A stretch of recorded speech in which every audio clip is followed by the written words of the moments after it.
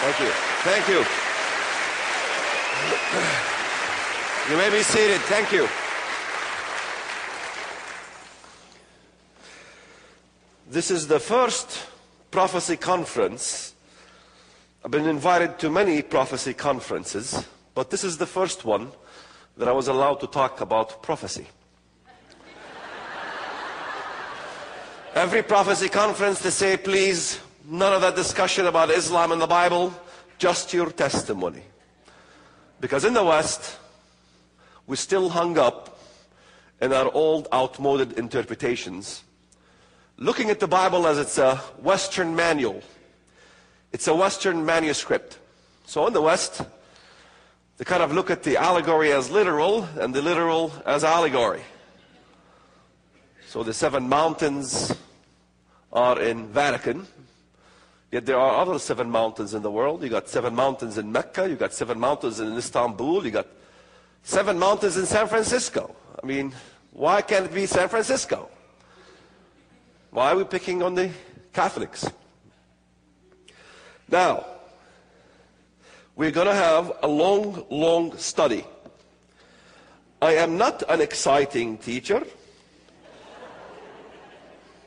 We're going to get technical because you study the Bible.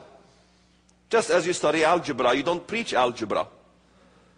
It'd be a big problem if we preached algebra. I will give you a little background about myself. I come from both specters of this world. My mother was an American who met my father, who's an Arab, Jordanian, in Humboldt State College, University today. My American side, my great-grandfather was mayor of Eureka, California. He was also an excellent friend with Winston Churchill. From my Arabic side, my grandfather was the chieftain, Mukhtar. And he owned a big portion of the shepherd's fields, you know, where the angel came down and proclaimed the Messiah. That was owned by Grandpa, most of it. And he was also friends with the notorious Hajj Amin al-Husseini, who was the Grand Mufti of Jerusalem, the Supreme Muslim Council. And he was seen in the eve of the final solution with Adolf Hitler, conspiring to destroy the Jews all throughout the Muslim world. I call him the Haman of the Muslim world. He constructed 2 divisions out of the 8 divisions of the Nazi war machine. Most Americans do not know that 2 divisions out of the 8 divisions of the Nazi war machine were Muslim fundamentalists. Most Americans think that Islamic fundamentalism is something new. It is not. It's very old. Most Americans do not even identify what Islamic fundamentalism is, or what is Islam. I'm going to identify Islamic fundamentalism for you, so when you see it happen, and you watch the footage on the TV, or you listen to stuff on the radio, that everything is going to fit the mold of this definition I'm about to give you. But I want you to memorize it. Here it goes. Islamic fundamentalism is a cult-like process that indoctrinates masses in unison in order to convert them to become seekers of salvation by death,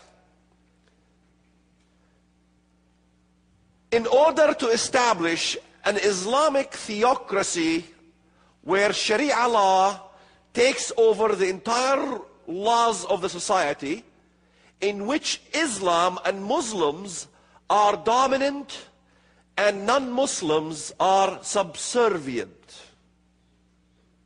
This dogma will take the life of the recruiter and the recruitee in every aspect of their life, in which they always long to the glory days when Islam was triumphant and when Islam ruled the ancient world. They're simply a needle that's stuck in the past. Islam was wounded by the Christians when the Ottoman Empire was dismantled. And what is being attempted to happen now is that this wound must be healed. It must come back to life, and Islam must be revived. This is what you see happening around you. Yet in the West, there is this facade of denial of what is going on. When I first started to read the Bible, I was fascinated with the minor prophets. I began to see very quickly that the good guys that I knew were the good guys were the bad guys in the Bible.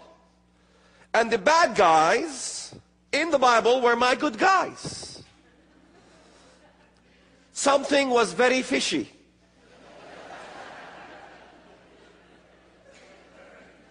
I began to see that my Mahdi was your Antichrist. And your Christ was my Antichrist. In fact, Muhammad said that one of the signs of the times for Muslims is that the false Christ will lead 70,000 Jews and Christians from Jerusalem. Satan even knew that there will be a unity between Christians and Jews in the ends of time.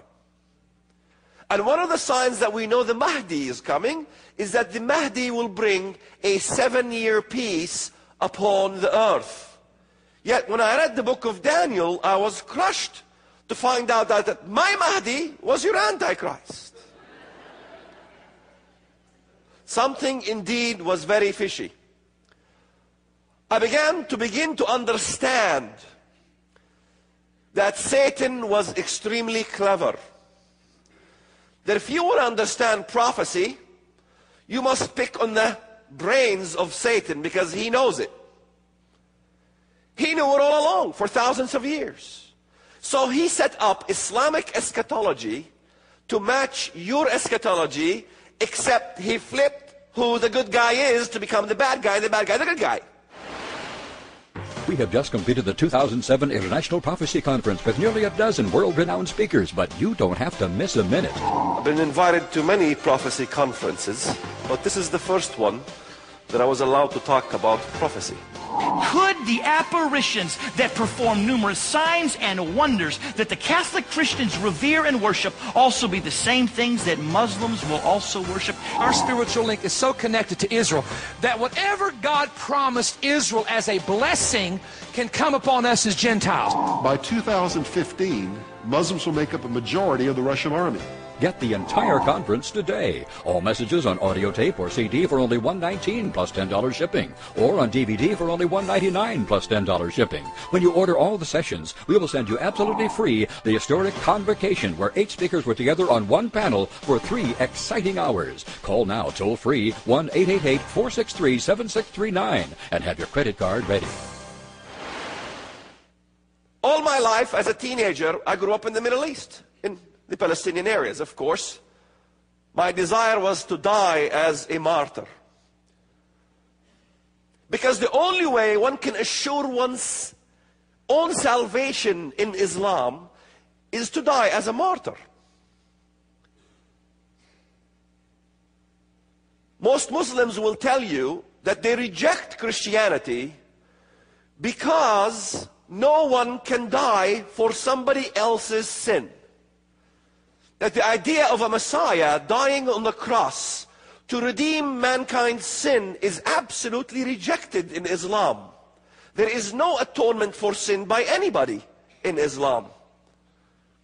This is the main focus, that Islam came as a religion was to supposedly correct the Jews and the Christians, specifically the Christians, because the Christians believe in the Trinity and they believe God is our Father. They believe God came in the flesh. They believe that Jesus died on the cross. All these things are denied in Islam. Islam came as a religion for one sole purpose and one reason alone.